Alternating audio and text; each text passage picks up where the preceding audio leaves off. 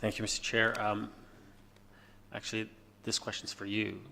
So to you, I'm just wondering, as our regional rep, will this be going to the Transportation Committee at some point? Maybe you could actually give a perspective from our end on our thoughts as far as the entrance and the exit.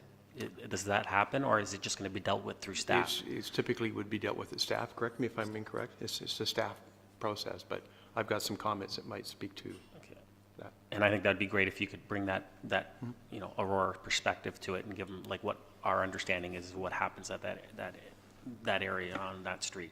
I'll try to keep it short. I think I have pretty much the same concerns that I'm hearing around the table as far as the entrance and the exit. I do have some other concerns, which I'm sure most of you are probably going to know what I'm going to say, is that I do have concerns with the fact of the density and the height changing. We heard from the proponent as far as when it came to the parking and the 1.25 that it was stated that council has applied this to other sites, and so therefore we should allow it, for this one.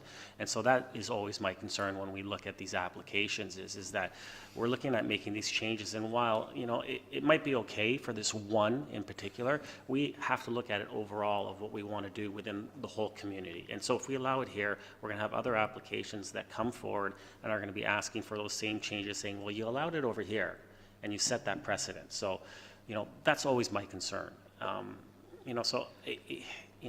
Can it be built 4 stories and within the density number? I don't know. Can they still make money at that aspect? I don't know.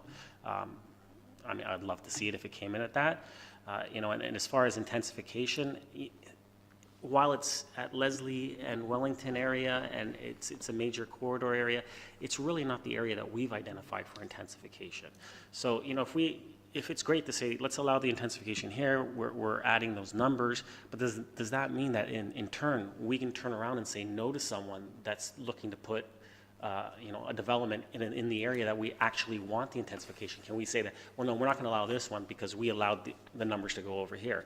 And I'm pretty sure we can't do that. So I just think that we need to be careful and cautious in how we proceed on certain applications. And so, those are my concerns, and hopefully, we can work with the applicant and try to come to a compromise where we can all be happy.